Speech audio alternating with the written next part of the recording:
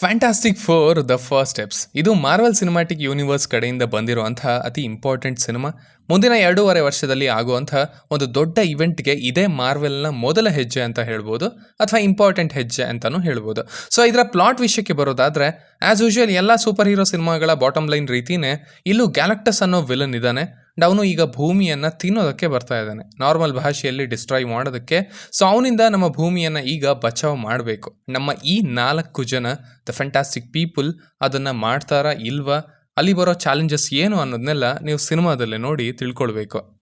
ಮೊದಲನೇದಾಗಿ ಇದರ ಪಾಸಿಟಿವ್ಸ್ ಕಡೆಗೆ ಬರೋದಾದರೆ, ಅಂತೂ ಫ್ಯಾಂಟಾಸ್ಟಿಕ್ ಫೋರ್ ಕಾಮಿಕ್ಸ್ನಲ್ಲಿ ಇರುವಂಥ ಪಾತ್ರಗಳನ್ನು ಚೆನ್ನಾಗಿ ತೋರಿಸಿರುವಂಥ ಒಂದು ಸಿನಿಮಾ ಬಂದಿದೆ ಅಂತ ಹೇಳ್ಬೋದೇನೋ. ಇಲ್ಲಿಗಿಂತ ಮುಂಚೆ ಬಂದಿರೋ ಸಿನಿಮಾಗಳಲ್ಲಿ ಬೇಸಿಕಲಿ ಅದನ್ನೇ ಅಚೀವ್ ಮಾಡ್ತಿರ್ಲಿಲ್ಲ. ಆ ಫ್ಯಾಂಟಾಸ್ಟಿಕ್ ಫೋರ್ ಪೀಪಲ್ ಹೇಗಿರ್ತಾರೆ ಅಥವಾ ಅವರ ಆ್ಯಪ್ ಡೆಪಿಕ್ಷನ್ ಸಿನಿಮಾಗಳಲ್ಲಿ ಆಗಿರಲಿಲ್ಲ. ಬಟ್ ಇಲ್ಲಿ ಅದನ್ನು ಅಚೀವ್ ಮಾಡಿದ್ದಾರೆ, ಅವ್ರು ಅಟ್ಲೀಸ್ಟ್ ಅದಕ್ಕೆ ಹತ್ರನಾದರೂ ಇದ್ದಾರೆ ಅಂತ ಹೇಳ್ಬೋದು. And that's the first positive point. ಅದಕ್ಕೆ ಅವರ ಕಾಸ್ಟಿಂಗ್ ಕೂಡ ಹೆಲ್ಪ್ ಮಾಡಿದೆ, ಪಕ್ಕಾ ಕಾಸ್ಟಿಂಗ್. ಆ್ಯಂಡ್ ಅವರ ಪರ್ಫಾರ್ಮೆನ್ಸ್ ಕೂಡ ಚೆನ್ನಾಗಿತ್ತು. ಆ್ಯಕ್ಚುಲಿ ಪೆಡ್ರೋ ಅವರನ್ನು ಕಾಸ್ಟ್ ಮಾಡಿದಾಗ ನನಗೆ ಸ್ವಲ್ಪ ಹೆದರಿಕೆ ಇತ್ತು, ಅಂದರೆ ಸರಿ ಹೋಗುತ್ತಾ ಇದು ಅಂತ.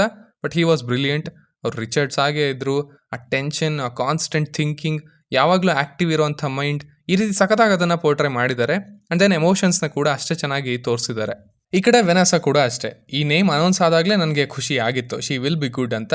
ಇಲ್ಲಿ ಒಂಥರ ಅವರೇ ಲೀಡರ್ ಆಗಿ ಡಿಸಿಷನ್ಗಳನ್ನು ತಗೊಂಡು ಆ ಇಡೀ ಸಿನಿಮಾವನ್ನು ತಗೊಂಡು ಹೋಗಿದ್ದಾರೆ ಅಂತ ಹೇಳ್ಬೋದು. ಸೊ ಆ 4 ಜನ ಏನಿದ್ದಾರೆ, ಆ ಪಾತ್ರಗಳು ಏನಿದ್ದಾವೆ ಅವು ಇಲ್ಲಿ ಹತ್ತಿರ ಆಗ್ತವೆ, ಅವರ ಗುಣಗಳು ಕೂಡ ಇಲ್ಲಿ ಎಸ್ಟಾಬ್ಲಿಷ್ ಆಗ್ತವೆ. ಆ್ಯಂಡ್ ಮುಂದಿನ ದೊಡ್ಡ ಸಿನಿಮಾಗಳಲ್ಲಿ ಅವರಿಗೆ, ಅವರ ಎಮೋಷನ್ಸ್ಗೆ ನಾವು ಕನೆಕ್ಟ್ ಆಗ್ತೀವಿ ಕೂಡ.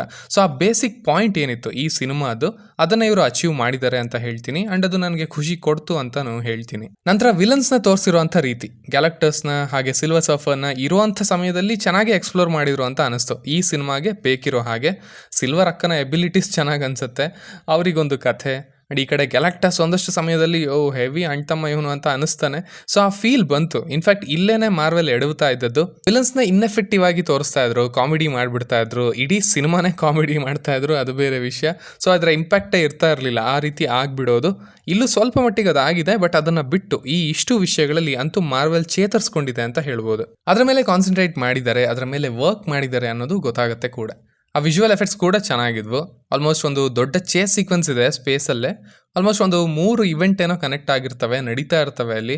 ಸೊ ಆ ಇಡೀ ಪಾರ್ಟ್ ನನಗೆ ಇಷ್ಟ ಆಯಿತು ಅಂತ ಹೇಳ್ತೀನಿ. ಅಲ್ಲಿದ್ದಂಥ ಟೆಕ್ನಿಕಲ್ ವರ್ಕ್, VFX ವರ್ಕ್ ಎಲ್ಲನೂ ಇಷ್ಟ ಆಯಿತು. ಆ ಪ್ರಪಂಚದಲ್ಲಿ ನಾವು ಹೋಗಿ ಬಂದ್ವಿ ಅಂತ ಅನಿಸುತ್ತಲ್ಲ, ಆ ಥರ ಫೀಲ್ ಇತ್ತು ಅಲ್ಲಿ, ಆಯಿತು ಅಲ್ಲಿ.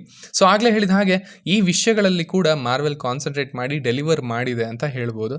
ಇನ್ನೂ ಒಂದಷ್ಟು ಎಮೋಷ್ನಲ್ ಪಾಯಿಂಟ್ಸಲ್ಲಿ ರೈಟಿಂಗ್ ಕೂಡ ಚೆನ್ನಾಗಿತ್ತು, ಎಷ್ಟು ಬೇಕೋ ಅಷ್ಟೇ ಇತ್ತು. ಆದ್ದರಿಂದ ಆ ಮೂಮೆಂಟ್ ಕೂಡ ಸಖತ್ ಅನ್ನಿಸ್ತು ನನಗೆ. ಇನ್ನು ಈಗ ಇದರ ನೆಗೆಟಿವ್ಸ್ ಕಡೆಗೆ ಬರೋದಾದರೆ, ಎಗೇನ್ ನಾನು ಇದನ್ನೇ ಸೂಪರ್ಮ್ಯಾನ್ ಸಿನಿಮಾದ ರಿವ್ಯೂನಲ್ಲೂ ಹೇಳಿದ್ದೆ, ಮಾರ್ವೆಲ್ ಕೂಡ ಇಲ್ಲಿ ಅತಿ ಸೇಫ್ ಗೇಮ್ನ ಆಡಿದೆ. ಅಂದರೆ ಯಾವುದ್ರದ್ದು ಕೂಡ ಎಕ್ಸ್ಟ್ರೀಮ್ನ ಇದು ತಲುಪಲ್ಲ. ಅದಕ್ಕೇನೆ ಇದರ ರನ್ ಟೈಮ್ ಕೂಡ ಅಷ್ಟೇ ಇರೋದು, ಅದು ಕೂಡ ಒಂದು ಇಂಟ್ರೊಡಕ್ಷನ್ ಸಿನಿಮಾಗೆ. ದೇ ಪ್ಲೇಡ್ ಇಟ್ ಸೇಫ್ ಅಂತ ಹೇಳ್ಬೋದು, ಇಷ್ಟು ಸಾಕಪ್ಪ ಅನ್ನೋ ಹಾಗೆ. ಸೊ ಆದ್ದರಿಂದ ನಮಗೆ ಇದರ ಇಂಪ್ಯಾಕ್ಟ್ ಕೂಡ ಕಮ್ಮಿನೇ ಇರುತ್ತೆ. ಏನು ಒಳ್ಳೆ ಮೂಮೆಂಟ್ಗಳದ್ದು ಸಹ, ಸ್ಪೆಷಲಿ ಮೊದಲ ಅರ್ಧ ಗಂಟೆ ಒಂದಷ್ಟು ಸಮಯವನ್ನು ತಗೊಳುತ್ತೆ ಸಿನಿಮಾ. ಐ ಫೆಲ್ಟ್ ಅಲ್ಲಿ ಸಾಕಷ್ಟು ಇಂಪಾರ್ಟೆಂಟ್ ಪಾಯಿಂಟ್ಸ್ನ ಹೇಳ್ಬೋದಿತ್ತು ಈ ಕ್ಯಾರೆಕ್ಟರ್ಗಳದ್ದು ಅಂತ. ಬಟ್ ಇಲ್ಲಿ ಅವರ ಗುರಿ ಏನಾಗಿತ್ತು ಅಂದರೆ, ಇವರನ್ನು ಎಸ್ಟಾಬ್ಲಿಷ್ ಮಾಡಬೇಕು, ಆ್ಯಂಡ್ ಅದನ್ನು ಎಷ್ಟು ಬೇಗ ಆಗುತ್ತೋ ಅಷ್ಟು ಬೇಗ ಮಾಡಿ ಮುಗಿಸ್ಬೇಕು, ಮುಂದಿನ ಅವೆಂಜರ್ಸ್ಗೆ ಒಂದು ಸಣ್ಣ ಫೌಂಡೇಶನ್ ಹಾಕಬೇಕು ಅನ್ನೋ ಹಾಗೆ. ಸೊ ಅಷ್ಟೇ ಮಾಡಿದ್ದಾರೆ.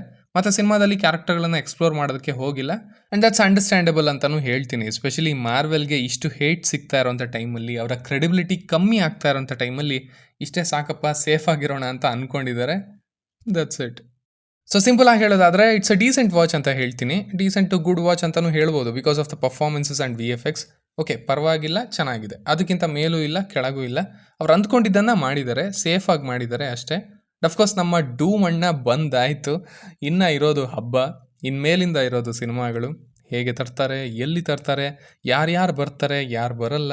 ಯೂನಿವರ್ಸ್ ಬೇರೆ ಎಂಡ್ ಆಗುತ್ತೆ, ಅಂದರೆ ರೀಬೂಟ್ ಆಗುತ್ತೆ, ಕಂಪ್ಲೀಟಾಗಿ ಝೀರೋಗೆ ಹೋಗಿ ನಿಂತ್ಕೊಳ್ಳುತ್ತೆ ಅಂತ ಅಂದ್ಕೊಳ್ತಾ ಇದ್ದೀನಿ.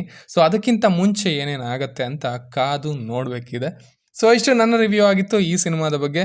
ಇನ್ನು ನೀವು ಆಲ್ರೆಡಿ ಇದನ್ನು ನೋಡಿದರೆ ನಿಮಗೆ ಇದು ಹೇಗೆ ಅನ್ನಿಸ್ತು ಅನ್ನೋದನ್ನು ಖಂಡಿತ ಕೆಳಗಡೆ ತಿಳಿಸಿ. ಆ್ಯಸ್ ಯೂಶುವಲ್ ಮತ್ತೆ ಸಿಗೋಣ.